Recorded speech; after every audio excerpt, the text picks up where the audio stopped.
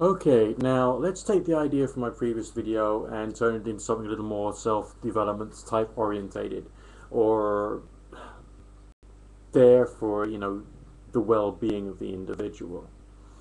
Yes, the previous method which I showed you was geared towards spiritualism, for want of a better word, for which, to the most part, I use the word demonology because essentially the two essentially overlap in terms of methodology, although there is a slight semantic difference because of the cults and cultures which, use the words.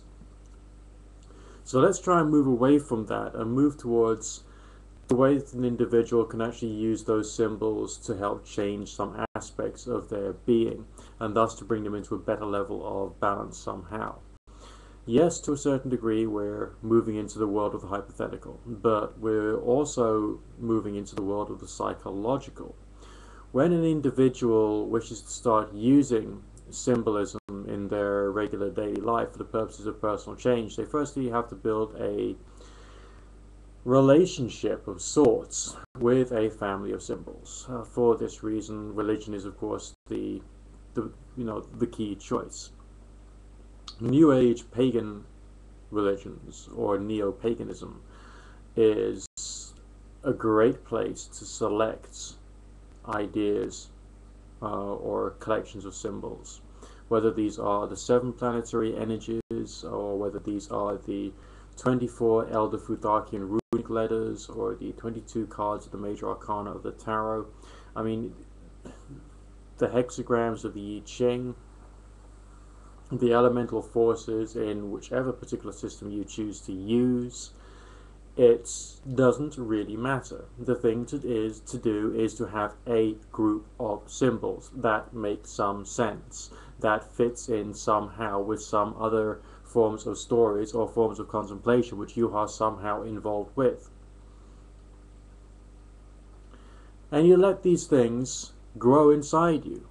You take your time to try and work out what these things could mean in different ways and on different levels. And you take months or years over it, okay? You incorporate this into your life for fun primarily, as well as almost like you're building up your own religion or your own do-it-yourself religion based upon symbols. I mean, of which you got like no dogma apart from one which you start to develop as you start to play around with this kind of stuff. Then let's say on one particular day in the future, you decide that you've got a lot of skills in a certain area. Let's say that is martial arts. You spent years and years and years building up skills in martial arts, and yet you've got a competition coming up. You are aware through rigorously and honestly looking at your own skill base that you fall short of the mark in terms of instinctive reactions, let's say.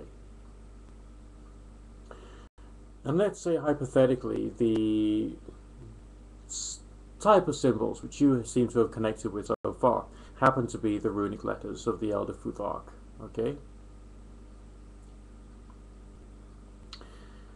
Maybe you want to augment or assist your instinctive power and ability to make that strike or make that block or make that variety of kick or do that form of turn so that you can win in the competition.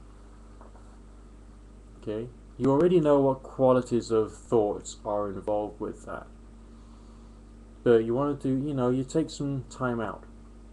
You sit with a runic letter, the one which symbolizes the instincts, maybe the rune, the second rune of the Elder Futhark, symbolizing the horns of an ox ready to charge, thinking about power, strength, determination, focus, leverage, and also instincts. And you sit there and you chant with that one particular runic letter. Not just because that will be boring and you'll be sitting there going okay? So you mix it with the vowels. So ooh-ah, ooh, ooh-boo, and so on and so forth. Ooh, ooey, and carry on. If you got skills with glossolalia, maybe you mix them up. And maybe you place it so that the runic letter is at the front, followed by the vowel letter. Or the vowel letter is at the front, followed by the runic letter, such as au or ua. Okay? And you make it random. You make it energetic. But you're doing it in a state of mind which is reverent, tranquil, and prayerful. You're not doing it in the state of mind of someone who's had like half a dozen espresso coffees, as some people would think. Oh, it's got to be intense, man. No, it doesn't have to be intense like that.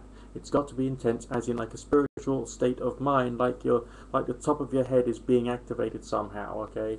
That's the kind of state of mind you're heading for. Like the whole thing is like a cathedral experience, which you're immersing yourself in with this sound, with this image, and with all of your thoughts. I mean, whilst you're doing it, you're contemplating your martial arts. You're thinking about the blocks. You're thinking about the fights that you've done, or the competitions that you've been in where you made mistakes. And you think about how you could have got around that and improved your skills. And you just let this sink into you. Or maybe you do this exercise every night for a week, right? And afterwards, you know, you will have dedicated extra time to allow the brain to grow. People who do meditation for a long period of time, you know, the neuroplasticity and neurogenesis phenomena kicks in. Sports scientists say that if you do meditation upon something, then it will give you the ability to do that thing with greater ease. But you're doing it with something which is symbolic, powerful, and thus to magnify the power of the concentration, the power of the neurogenesis, neuroplasticity thing, so you get the right results. So maybe you're increasing your chances of winning in that karate competition by 5%. Maybe it's only 1 or 2%, who knows? But you know, there is an increase there. And some of psychological and neuroscience would actually agree that there is some kind of factual basis behind the improvement. It's not because you're sitting there chanting the rune, staring at the rune and visualizing the rune. No. It's because you're using that to add to the fact that you're doing meditation and contemplation upon the thing which you want to improve, which has some kind of connection to the meaning of the runic letter itself. Alright, and you can do the same with everything else, like creativity. Maybe you want to use the Ansus rune, the A rune, okay? Maybe family unity. You want to use Odell or Manu or Ing, for instance.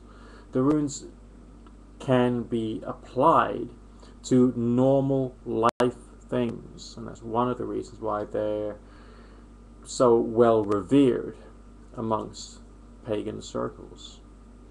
Okay? Just something else to think about.